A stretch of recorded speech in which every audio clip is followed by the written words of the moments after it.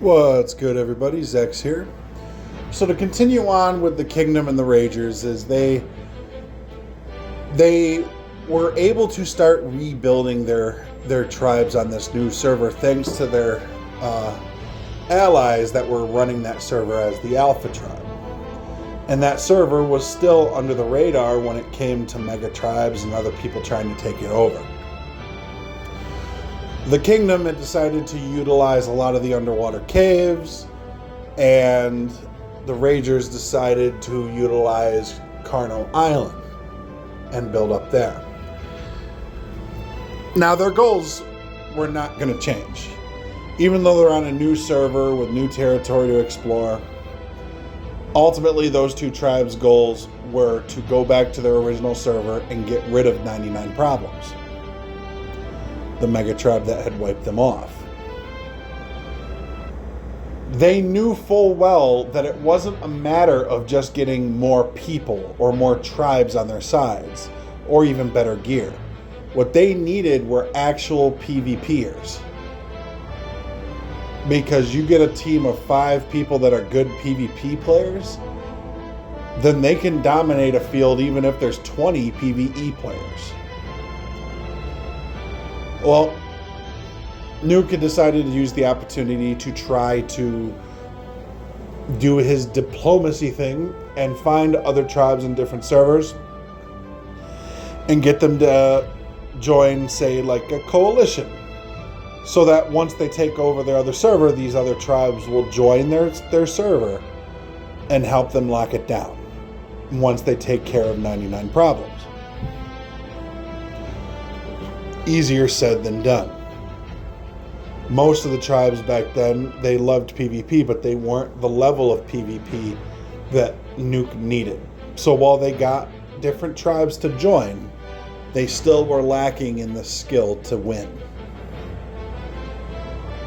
Well, they used the time to do some more boss fights, level up, find different blueprints, ascended, leveled, and they were doing pretty good. Topside was getting the breeding going again with the help from the Alpha Tribe from that new server. They let her use some of their breeding lines to start getting some proper dinos together. Well, Nuke was getting a little bit impatient. He wanted his old server back. He if anything, it was just revenge. He had that salty taste we all have in our mouths when we get wiped on Ark. We all know the feeling, we all know the taste. But he knew that they did not have what they needed to win. So they decided to focus more on defense again. Now, there's nothing wrong with that. A lot of Ark players can understand the concept, the great offense. A great offense is the perfect defense. But if you're looking to actually take over or wipe, it's not about defense at all. That's where the difference between a PvP mindset and a PvE mindset is. And Nuke is going to find out that doing things in too much of a rush is going to have a lot of consequences to it. Even though he went full defense mode. Now the Ragers, on the other hand, they were more patient. They honestly would have been happy if they stayed in that server for quite some time longer. After building up for quite a while, Nuke had decided to put together, behind Topside's back and the Ragers' back, Nuke decided he was going to put together a small team to join him in going into their previous server and try a little guerrilla warfare. See how things are set up and try to see what they can do to poke the bear, essentially. This was going to cost them a lot. Again, people back then didn't understand the concept of what, or the ability that mega tribes actually have. What they'll actually do to control a server. And Nuke had learned the absolute hard way. He decided to have him, a few members from the Kingdom, and a few members from Rager transfer to that old server with some gear. And wasn't cheap gear either. And as soon as they spawned in, they were already trapped. You played Ark PvP Unofficial long enough, then you will know that every spawn zone has specific spawn points, especially when it comes to transferring your characters.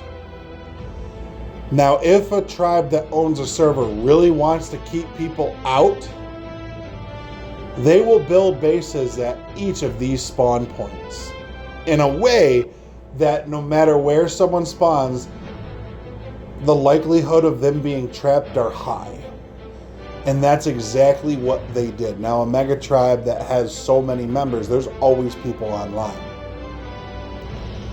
And as soon as Nuke and those other members spawned in, they got spawned inside of a trap.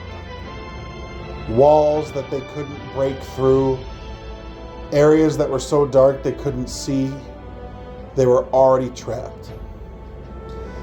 And to boot, 99 Problems had already set up sentries, people, or members to knock unconscious and tranquilize anyone that loads into the server. It was just instant loss.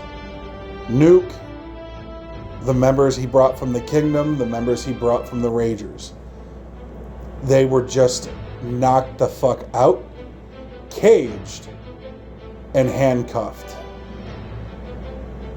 They were done. The biggest threat to being taken out that way is, at least if you're killed, you have the option to get the fuck away. If you're trapped and it's done right, you will no longer have access to that character.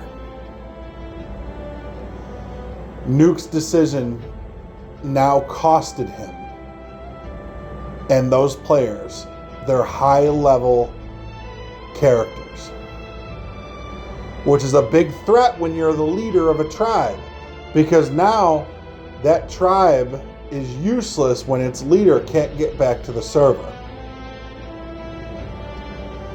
He messaged the Rager leader and Topside and let them know what he did and the mistake that was made. He now moved up the timeline. They needed to take over that server and, or at the very least, break free the members. So,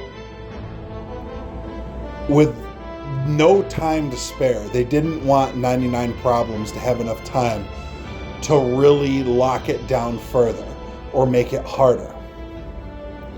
So they gathered whatever members they could, and they loaded up their gear with things that could help break through walls, and they all started jumping into that server knowing that they're going to get trapped, but they were hoping that bringing specific items would help.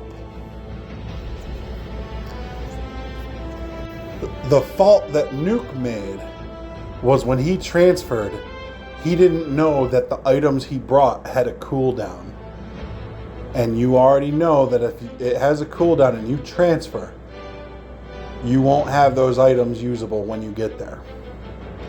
Thankfully, the Ragers understood this, and they started the attack. Now, when they first started, everyone was confused, because when the members from Ragers and the Kingdom all transferred over, they knew they were doing so with the assumption that the server was they were going to be trapped like the previous members did. But they weren't. Everything was gone at the spawn points. They couldn't find any sign of the other player. of 99 Problems. So they ended up making their way to the obelisks and pulling out their creatures one by one and all their items. This was a trap they didn't see coming. 99 Problems knew that they were coming. And they ended up ambushing them while they were pulling out their gear. And took everything they had and knocked out almost everyone that transferred over. This is where I'm going to have to end it here. So as usual, get good and see you next time.